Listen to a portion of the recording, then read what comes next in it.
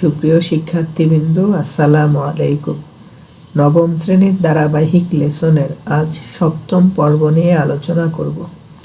আজ সপ্তম পর্বে আমরা নতুন কিছু সেট নিয়ে আলোচনা করব।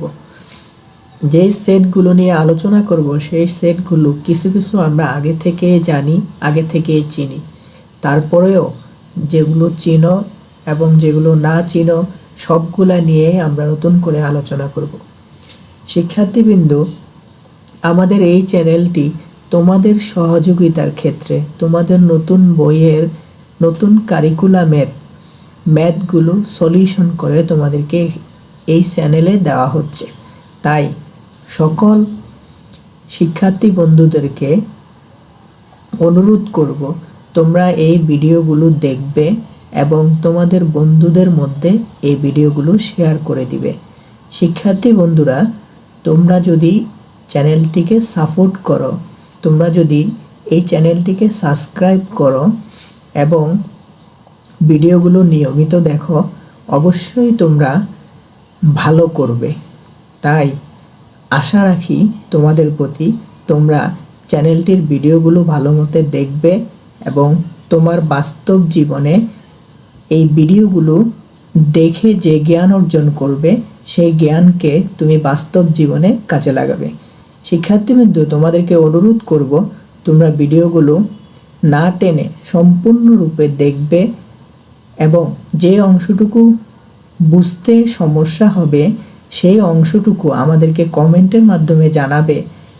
শিক্ষার্থীবৃন্দ, আজকে আমাদের আলোচনার বিষয় কিছু বিশেষ সেটের উদাহরণ।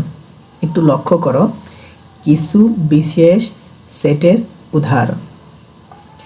দেখো, প্রথমত যদি আমরা একটু লক্ষ্য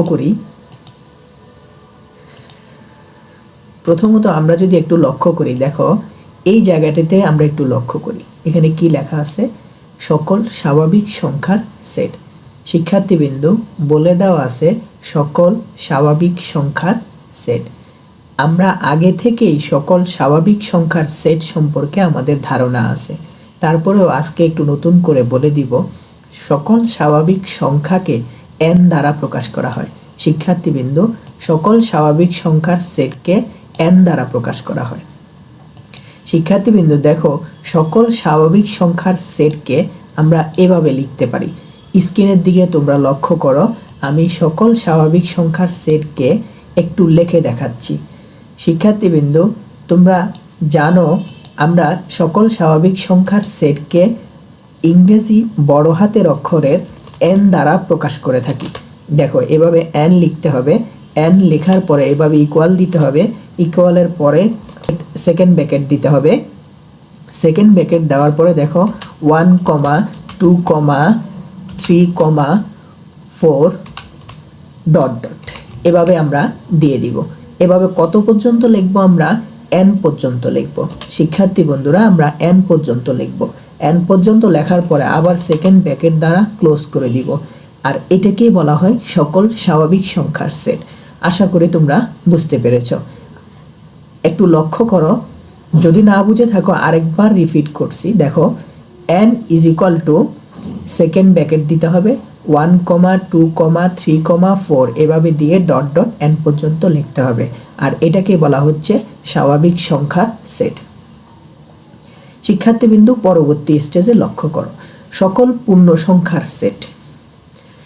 কালার করে দেখিয়ে দিচ্ছি, এটাই হচ্ছে সকল পূর্ণ সংখ্যার সেটকে সাধারণত z দ্বারা প্রকাশ করা হয়। শিক্ষার্থীবৃন্দ, সকল পূর্ণ সংখ্যার সেট আমরা এখানে লিখে দেখাবো। শিক্ষার্থীবৃন্দ, তোমাদের কাজের সুবিধার্থে একটু লক্ষ্য করো, তোমরা যদি শিখতে চাও তাহলে একটু লক্ষ্য করো, সকল পূর্ণ সংখ্যার সেট। তাহলে সকল পূর্ণ সংখ্যার সেটকে লিখতে হলে আমাদের কি করতে হবে? সকল পূর্ণ সংখ্যার সেটকে লিখতে হলে প্রথমে দিতে হবে হলো সেকেন্ড বন্ধনী। সেকেন্ড বন্ধনী দেওয়ার পরে, যেহেতু পূর্ণ সংখ্যার সেটটি শুরু হয় 0 থেকে, পূর্ণ সংখ্যার সেটটি শুরু হয় 0 থেকে, তাই 0 +-1 +-2 +-3 এভাবে দিয়ে আমরা ... দিয়ে তার পরবর্তী অংশে আমরা আবার সেকেন্ড ব্র্যাকেট দ্বারা ক্লোজ করব। শিক্ষার্থী বন্ধুরা, একটু লক্ষ্য করলেই বুঝতে পারবা যে সকল পূর্ণ সংখ্যার সেটকে জেড দ্বারা প্রকাশ করা হয়, আর সেখানে 0 থেকে শুরু করে +-1 +-2 +-3 এভাবে আমরা ডট ডট দিয়ে n পর্যন্ত যাব, অথবা এভাবে ডট ডট দিয়ে দিলেও হবে। শিক্ষার্থী বন্ধুরা, তোমাদের বোঝার সুবিধার্থে তোমরা যদি একটু লক্ষ্য করো, আমাদের এখানে এই সংখ্যা রেখাটা যদি তোমরা একটু লক্ষ্য করো তাহলে দেখতে পারবা।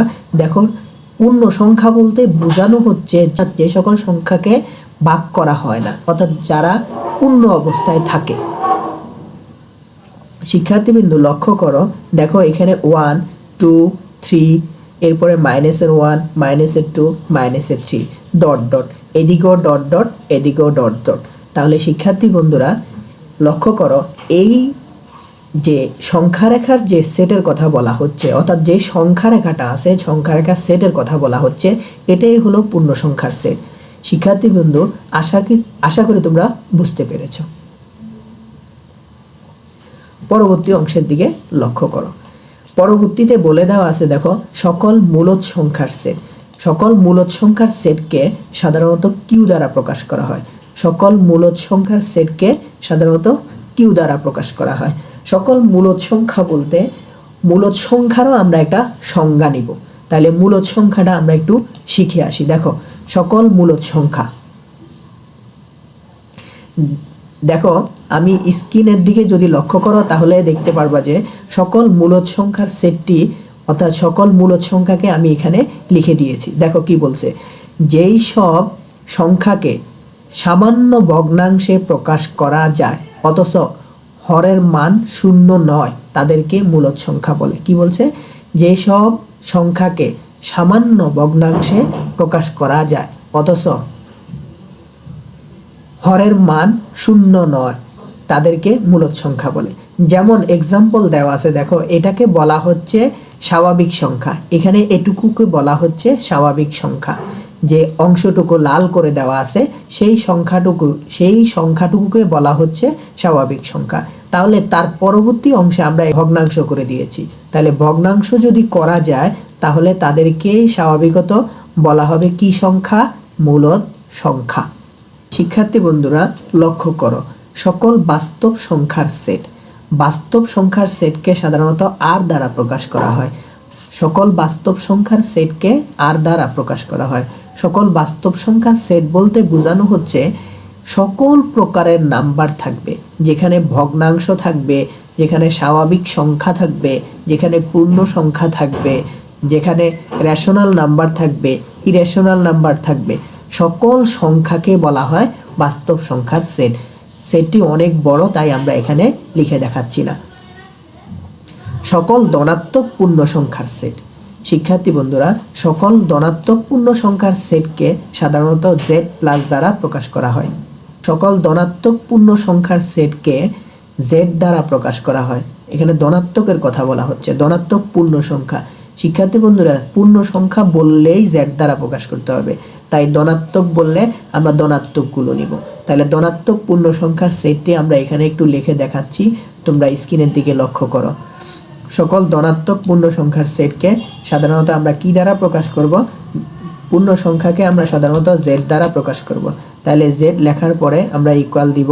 ইকুয়াল দেওয়ার পরে একটু লক্ষ্য করো, আমরা সেকেন্ড ব্র্যাকেট দিব। সেকেন্ড ব্র্যাকেট দেওয়ার পরে আমরা কি লিখব? 1 লিখব, কমা 2 লিখব, কমা 3 লিখব, প্লাস এরপরে কমা দিব, ডট ডট, এভাবে চলতেই থাকবে। তার পরবর্তীতে আমরা আবার সেকেন্ড ব্র্যাকেট দ্বারা ক্লোজ করে দিব, যেহেতু ধনাত্মক পূর্ণ সংখ্যার কথা বলা হচ্ছে। সকল ধনাত্মক মূলদ সংখ্যা। পরবর্তী স্টেজ দেখো, আমরা এখানে মূলদ সংখ্যাকে সাধারণত কিউ দ্বারা প্রকাশ করেছি। এবার একটু লক্ষ্য করো, দেখতে পারবা যে এখানে আমাদেরকে আবার মূলদ সংখ্যার কথা বলা হচ্ছে। তাহলে মূলদ সংখ্যা ধনাত্মকও হতে পারে, ঋণাত্মকও হতে পারে। মূলদ সংখ্যা ধনাত্মকও হতে পারে, ঋণাত্মকও হতে পারে। মূলদ সংখ্যা যে ধনাত্মক যে পার্টটি, সেই পার্টটির কথা এখানে বলা হচ্ছে।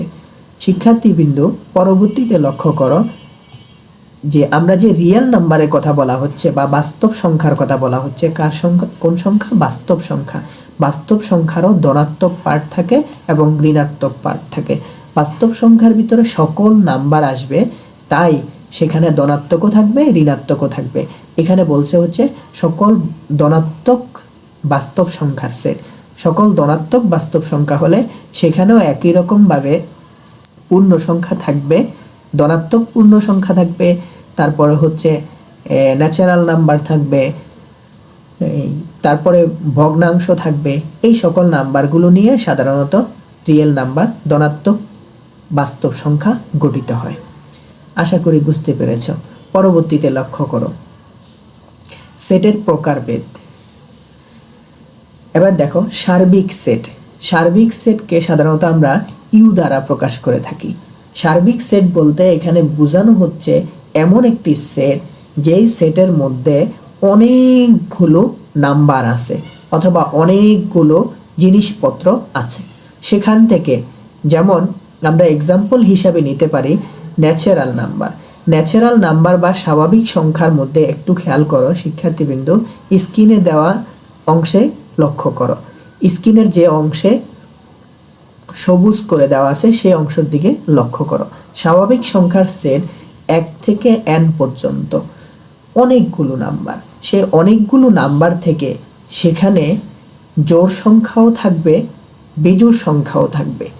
এর পরবর্তী অংশে একটু খেয়াল করো, এই যে স্বাভাবিক সংখ্যার সেট থেকে আমরা জোড় সংখ্যার সেটটা কি করে নিয়েছি, আলাদা করে নিয়েছি।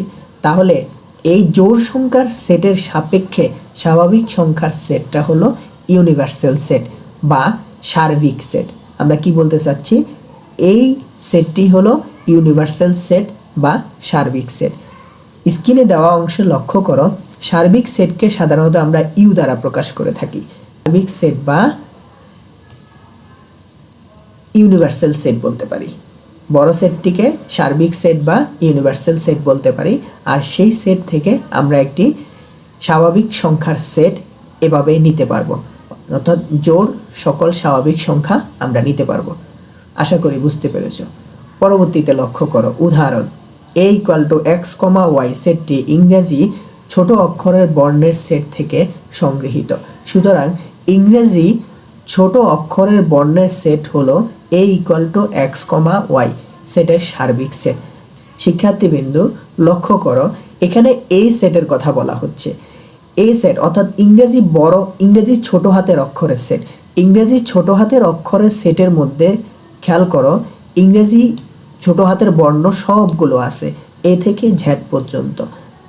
সেখান থেকে আমরা একটি সেট আলাদা করে নিয়েছি এখানে x, y। তাই আমি বোঝাতে চাচ্ছি যে ইংরেজি অক্ষরগুলো বা ইংরেজি লেটারগুলোর যে একটা সেট আছে সেই সেট থেকে আমরা মাত্র x এবং y নিয়ে একটি সেট গঠন করেছি। আর ইংরেজি অক্ষরগুলোর যে সেট বলা হচ্ছে সেই সেটটিকে সাধারণত ইউনিভার্সাল সেট বা সার্বিক সেট বলা হয়। আশা করি বুঝতে পেরেছ। এবার আমরা আলোচনা করব সসীম সেট নিয়ে। সসীম কথাটির মানেই হচ্ছে যা গণনা করা যায়। শিক্ষার্থীবৃন্দু বুঝতে পেরেছ মনে হয়। আমরা বলতে চাচ্ছি সসীম সেট মানে যে সেটকে গণনা করা যায়। লক্ষ্য করো, আমাদের এই সেটের দিকে লক্ষ্য করলে বোঝা যায় যে একটি জোড় সংখ্যার সেট 2, 4, 6, 8 অর্থাৎ 4টি নাম্বার দেওয়া। এই নাম্বারগুলোকে গণনা করা যায় বিদায় আমরা এদেরকে বলতেছি সসীম সেট। শিক্ষার্থীবৃন্দু লক্ষ্য করো, পরবর্তীতে আমরা বি সেট নিয়ে আলোচনা করব। দেখো বি সেটের মধ্যে ইংরেজি ভাওয়েলগুলো লেখা হয়েছে। ইংরেজি ভাওয়েলগুলো কি কি? এ, ই, আই, ও, ইউ। তাই এগুলোকে বলা হয় স্বরবর্ণ, ইংরেজির স্বরবর্ণ, অর্থাৎ এগুলোই হচ্ছে ভাওয়েল। তাই নির্ধারিত করা, তাই বলতে পারবো আমরা এগুলোকে সসীম সেট। পরবর্তী স্টেজে লক্ষ্য করো, x such that x মৌলিক সংখ্যা এবং 30 থেকে বড় x এর মান 70 থেকে ছোট। দেখো 30 থেকে বড় এবং 70 থেকে ছোট যে সকল সংখ্যাগুলো আছে সেই সংখ্যাগুলোর কথা বলা হচ্ছে মৌলিক সংখ্যা। শিক্ষার্থীবৃন্দু স্ক্রিনের দিকে লক্ষ্য করো, আমরা এবার আলোচনা করব মৌলিক সংখ্যা অর্থাৎ মৌলিক সংখ্যার সেট। মৌলিক সংখ্যা বলতে আমি আগে আলোচনা করেছি পরবর্তীতে এখন আবার একটু বলে দিচ্ছি, যে সকল সংখ্যাকে এক এবং ওই সংখ্যা ব্যতীত অন্য কোনো সংখ্যা দ্বারা ভাগ যায় না তাদেরকে মৌলিক সংখ্যা বলে। শিক্ষার্থীবৃন্দ, এখানে মৌলিক সংখ্যা 30 থেকে 70-এর মধ্যে যে সংখ্যাগুলো আছে সেই সংখ্যাগুলো নিয়ে একটি সেট গঠন করতে বলছে। 30 থেকে 70 পর্যন্ত নির্ধারিত করা, তাই এটিও একটি সসীম সেট। লক্ষ্য করো, এখানে বলা হচ্ছে মাথা খাটাইতে। তাহলে দেখো এফ সেটের উপাদান সংখ্যা কয়টি? এফ সেটের উপাদান সংখ্যা কিভাবে জানবো? আমরা আগে বের করে নিতে হবে। আগে বের করার পরে আমাদেরকে গণনা করে দেখতে হবে যে এফ সেটের উপাদান সংখ্যা কয়টি। শিক্ষার্থীবৃন্দু, এফ সেটের উপাদান সংখ্যা আমাদেরকে লিখে নিতে হবে। যেহেতু 30 থেকে বড় যে সকল সংখ্যাগুলো মৌলিক সংখ্যার মধ্যে আছে সেগুলোকে আমরা আগে এখানে লিখে নিব। শিক্ষার্থীবৃন্দু, লক্ষ্য করো, 30 থেকে বড় যেই সকল সংখ্যাগুলো আছে সেই সংখ্যাগুলোকে আমরা এখানে লিখে নিয়েছি। দেখো 31, 37, 41, 43, 47, 53, 59, 61, 67 এই সংখ্যাগুলো মৌলিক সংখ্যার মধ্যে আছে বিদায় তাই আমরা তাদেরকে লিখে নিয়েছি। শিক্ষার্থী বন্ধুরা, লক্ষ্য করো এখানে কয়টি সংখ্যা আছে। দেখো 1, 2, 3, 4, 5, 6, 7, 8, 9টি সংখ্যা। এফ সেটের মধ্যে কয়টি সংখ্যা? এফ সেটের মধ্যে 9টি সংখ্যা। তাই আমরা ওটাকে এখানে লিখে নিব। দেখো এফ সেটের মধ্যে 9টি সংখ্যা, যে 9টি সংখ্যা আছে সে 9টি সংখ্যাকে আমরা এভাবে সুন্দর করে লিখে নিতে পারি। এভাবে সুন্দর করে লিখে নিতে পারি এফ সেটের মধ্যে 9টি সংখ্যা। আশা করি বুঝতে পেরেছ। শিক্ষার্থীবৃন্দু, পরবর্তীতে লক্ষ্য করো, আমাদেরকে বলা হচ্ছে অসীম সেট। যে সকল সেটকে অর্থাৎ যে সকল সেটকে গণনা করে শেষ করা যায় না তাদেরকে অসীম সেট বলে। শিক্ষার্থীবৃন্দু, লক্ষ্য করো, অসীম সেট বলতে বোঝানো হচ্ছে যে সকল সেটকে গণনা করে শেষ করা যায় না। দেখো এখানে লেখা আছে এ সেটের মধ্যে x such that x বেজোড় স্বাভাবিক সংখ্যা। বেজোড় স্বাভাবিক সংখ্যা অর্থাৎ স্বাভাবিক সংখ্যা অনেক বড় একটি সেট, যে সেটের মধ্যে আমরা বেজোড় স্বাভাবিক সংখ্যা যদি খুঁজে বের করি সেই বেজোড় স্বাভাবিক সংখ্যাকে আমরা লিখে শেষ করতে পারবো না। শিক্ষার্থীবৃন্দু, আমরা যদি সেকেন্ড ব্র্যাকেট দিয়ে লেখা শুরু করি, দেখো 1, 3, 5, 7 এভাবে কমা দিয়ে দিয়ে ডট ডট অর্থাৎ n পর্যন্ত চলতে থাকবে। অর্থাৎ এই সংখ্যাগুলোকে নির্ধারিত করে বলে দেওয়া নাই এখানে গিয়ে শেষ হবে বা ওখানে গিয়ে শেষ হবে। এভাবে বলে দেওয়া যদি না থাকে তাহলে এই সকল সেটকে বলা হয় অসীম সেট। আশা করি বুঝতে পেরেছ। পরবর্তী স্টেজে লক্ষ্য করো, স্বাভাবিক সংখ্যার সেট। আমরা আগে থেকে বলে দিয়েছি যে স্বাভাবিক সংখ্যার সেট একটি অসীম সেট, এটি গণনা করে শেষ করা যায় না। পরবর্তী স্টেজে আবার লক্ষ্য করো পূর্ণ সংখ্যার সেট। পূর্ণ সংখ্যার সেটটিও আমরা আলোচনা করেছি। দেখো এখানেও এদিকেও ডট ডট দেওয়া, এদিকেও ডট ডট দেওয়া। এই সংখ্যাটি শেষ হওয়ার নয়, এটিও গণনা করে শেষ করা যাবে না, তাই একে বলা হচ্ছে অসীম সেট।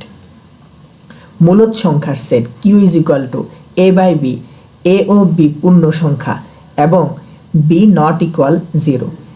বি যদি 0 না হয় তাহলে এই সংখ্যাটি হবে মূলদ সংখ্যার সেট, আর এই মূলদ সংখ্যার সেটও গণনা করে শেষ করা যায় না। শিক্ষার্থীবৃন্দু, লক্ষ্য করো, বাস্তব সংখ্যার সেটও আরোই গণনা করে শেষ করা যাবে না, কেননা ওখানে অসংখ্য অসংখ্য নাম্বার থাকবে যে নাম্বারগুলো গণনা করে কখনো শেষ করা যাবে না। আশা করি বুঝতে পেরেছ। দেখো মাথা খাটাও, বলছে উপরের সেটগুলো অসীম কেন? তাইলে উপরের সেটগুলো অসীম কেন এই কথাটি যদি আসে, দেখো আমরা কি বলতে পারি, যে সেটগুলো গণনা করে শেষ করা যায় না তারাই হলো অসীম। আর যদি গণনা করে শেষ করা যেত তাহলে তো সসীমই হতো। যেহেতু গণনা করে শেষ করা যায় না তাই এদেরকে বলা হবে অসীম। তাই এখানে আমরা এমন একটি কথা লিখতে পারি,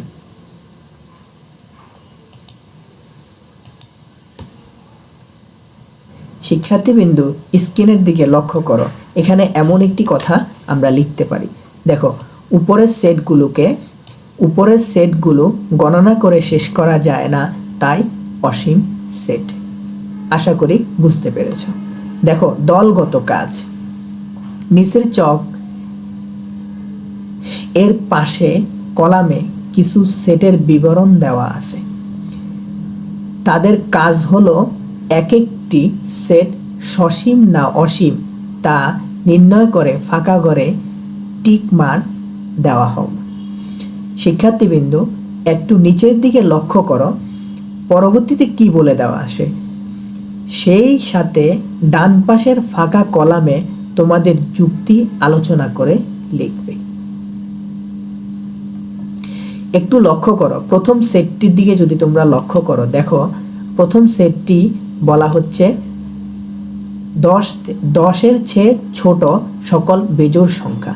10-এর চেয়ে ছোট সকল বেজোড় সংখ্যা। যদি এমনটা হয়, 10 থেকে ছোট বেজোড় সংখ্যা আছে 5টি। লক্ষ্য করো, 1, 3, 5, 7, 9।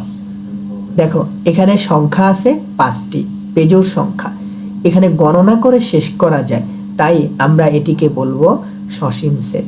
তাহলে অবশ্যই আমরা এভাবে এখানে টিক মার্ক দিব। আশা করি বুঝতে পেরেছ। বাংলাদেশের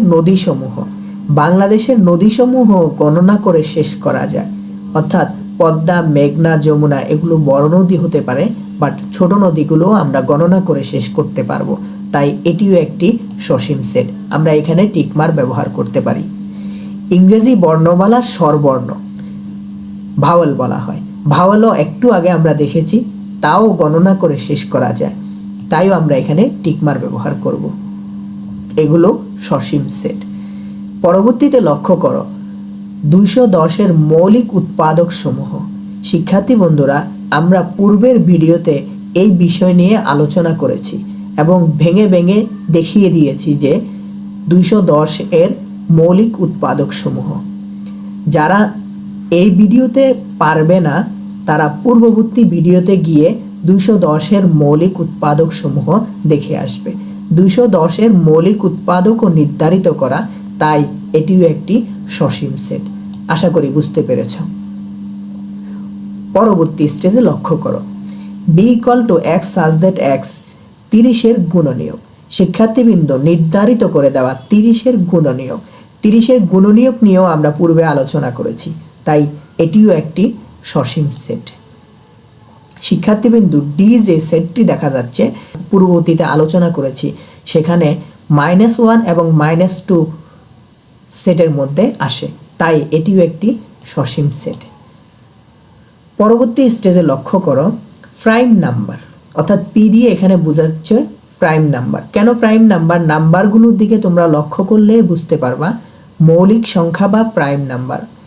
কেননা 2, 3, 5, 7, 11 এগুলো বেজোড় সংখ্যা নয়, জোড় সংখ্যাও আছে, বেজোড় সংখ্যাও আছে, তাই এগুলো মৌলিক সংখ্যা। অর্থাৎ মৌলিক সংখ্যার শর্ত আমি একটু আগেও বলেছি, এখনও বলছি, যেই সংখ্যাগুলোকে 1 এবং ওই সংখ্যা ব্যতীত অন্য কোনো সংখ্যা দ্বারা ভাগ যায় না, সেই সকল সংখ্যাকে বলা হয় মৌলিক সংখ্যা। দেখো শিক্ষার্থীবৃন্দু, এখানে ডট ডট দিয়ে দেওয়া, এখানে নির্ধারিত করে বলে দেওয়া নাই কত পর্যন্ত, তাই এটিকে আমরা অসীম সেট হিসেবে কল্পনা করব। তাই এটিতেও আমরা টিক মার্ক দিব। লক্ষ্য করো, পরবর্তী অংশে 8 এবং 9 এই দুটি এক্সাম্পলের দিকে যদি তোমরা তাকাও, একটু লক্ষ্য করো তো তোমরা চিনতে পারতেছো কিনা। এখানে বলা হচ্ছে n এর কথা। n স্বাভাবিক সংখ্যা। শিক্ষার্থী বন্ধুরা, স্বাভাবিক সংখ্যা শুরুই হয় 1 থেকে, অর্থাৎ 1-এর থেকে ছোট, অর্থাৎ 0 থেকে বড়, 1-এর থেকে ছোট স্বাভাবিক সংখ্যা নাই। সাধারণত স্বাভাবিক সংখ্যা যদি না থাকে, এখানে এটি অসীমও হবে না, সসীমও হবে না। শিক্ষার্থী বন্ধুরা, এখানে এটি একটি ফাঁকা সেট। লক্ষ্য করো, বিতেও সেম কন্ডিশন। কিউ হচ্ছে মূলদ সংখ্যা। শিক্ষার্থী বন্ধুরা, x² = -1, এটিও এমন একটি অবস্থানে আছে যে স্কোয়ার করার পরে কোনো সংখ্যা আর মাইনাস থাকে না। সাধারণত স্কোয়ার করার পরে সেটি প্লাসে রূপান্তরিত হয়, তাই এটিও একটি ফাঁকা সেট। ডানে লক্ষ্য করো তোমাদের যুক্তি। যেহেতু সংখ্যাটি নির্ধারিত 1 থেকে 10 পর্যন্ত, তাই এটি একটি সসীম সেট আমরা এখানে লিখতে পারি। এভাবে করে প্রত্যেকটির যুক্তি তোমরা একটু চেষ্টা করে দেখবে। যদি পারো তাহলে তো ভালো, অবশ্যই পারার কথা। আর যদি না পারো আমাদেরকে কমেন্ট বক্সে জানিয়ে দিবে, আমরা পরবর্তীতে করে দেওয়ার চেষ্টা করব। লক্ষ্য করো, দেখো মাথা খাটাও। দেখো এখানেও বলা আছে, দেখো 8 এবং 9, 8 এবং 9, 8 এবং 9 নং সেটে দুটি নির্ণয় করতে পেরেছ? সেই সেটটিতে কয়টি উপাদান রয়েছে তা নিচে ফাঁকা করে লিখো। 8 এবং 9 সেটটিতে শিক্ষার্থীবৃন্দু লক্ষ্য করো, 8 এবং 9 দুটি সেটের মধ্যেই ফাঁকা সেট, তাই এদের মধ্যে উপাদান সংখ্যা 0। উপাদান সংখ্যা 0 বিদায় এগুলো ফাঁকা সেট। আশা করি বুঝতে পেরেছ।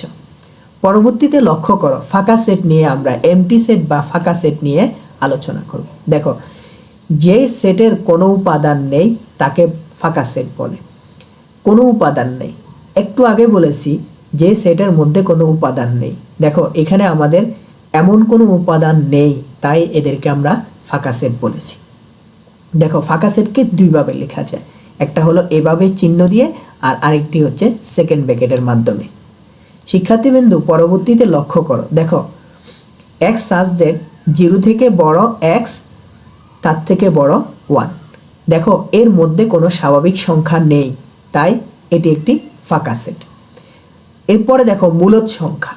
মূলদ সংখ্যাটিও সেম, এর ভিতরে কোনো মূলদ সংখ্যা সাধারণত খুঁজে পাওয়া যাবে না। স্কোয়ার করলে এখানে -1 আসার কোনো সম্ভাবনা নাই। আশা করি বুঝতে পেরেছ। পরবর্তীতে লক্ষ্য করো, ভেবে দেখো। শিক্ষার্থীবৃন্দু লক্ষ্য করো, একটি বালিকা বিদ্যালয় বালকের সংখ্যার সেটটি কিন্তু একটি ফাঁকা সেট। কেননা বালিকা বিদ্যালয় বালকের সংখ্যা, এটি একটি হাস্যকর বিষয়। বালিকা বিদ্যালয় বালক থাকে না সাধারণত। শিক্ষার্থীবৃন্দু তোমরা আশা করি বুঝতে পেরেছ, এটাকে ফাঁকা সেট বলে গণ্য হবে। শিক্ষার্থীবৃন্দু পরবর্তী স্টেজে লক্ষ্য করো, মৌলিক বর্গ সংখ্যার সেট একটি ফাঁকা সেট। মৌলিক সংখ্যা কখনো বর্গ সংখ্যা হয় না, তাই এটিও সম্ভব নয়। পরবর্তীতে লক্ষ্য করো, এই সেটটির দিকে যদি তোমরা লক্ষ্য করো দেখতে পারবা x such that x পূর্ণ সংখ্যা 8 থেকে বড়, অর্থাৎ x³ <= 25 একটি ফাঁকা সেট। কেন এমনটা বলে দেওয়া হচ্ছে? দেখো, যদি আমরা যখন 3 কে কিউব করব তখনও 27, অর্থাৎ বলা হচ্ছে 8 থেকে বড়। 8 হচ্ছে 2 এর উপরে আমরা যখন স্কোয়ার করব তখন আমরা পাবো হচ্ছে 4, আর 2 এর উপরে যখন আমরা কিউব করব তখন আমরা পাবো 8। তাই 8 এর নিচে আর কোনো সংখ্যা নেই কিউবে। তাই 8 এর থেকে বড় যদি কিউবে যাই, পরবর্তী স্টেজে 27 ছাড়া কোনো সংখ্যা নেই। শিক্ষার্থীবৃন্দ আশা করি বুঝতে পেরেছ। তাই এটিও সম্ভব নয়, তাই এটি একটি ফাঁকা সেট। আশা করি তোমরা সবাই বুঝতে পেরেছ। আমাদের ভিডিওটি দেখার জন্য সকলকে অসংখ্য ধন্যবাদ। মনোযোগ দিয়ে দেখবে, যদি বুঝতে না পারো আবার দেখবে। পরবর্তীতেও যদি বুঝতে না পারো, কোনো অংশে যদি ডাউট মনে হয়, সেটি আমাদেরকে কমেন্টের মাধ্যমে জানাবে। আমরা পরবর্তীতে আবার আলোচনা করার চেষ্টা করব। সবাইকে ধন্যবাদ বলে এখানেই শেষ করছি। আল্লাহ হাফেজ। জন্য সকলকে অসংখ্য ধন্যবাদ। মনোযোগ দিয়ে দেখবে, যদি বুঝতে না পারো আবার দেখবে। পরবর্তীতেও যদি বুঝতে না পারো, কোনো অংশে যদি ডাউট মনে হয়, সেটি আমাদেরকে কমেন্টের মাধ্যমে জানাবে। আমরা পরবর্তীতে আবার আলোচনা করার চেষ্টা করব। সবাইকে ধন্যবাদ বলে এখানেই শেষ করছি। আল্লাহ হাফেজ।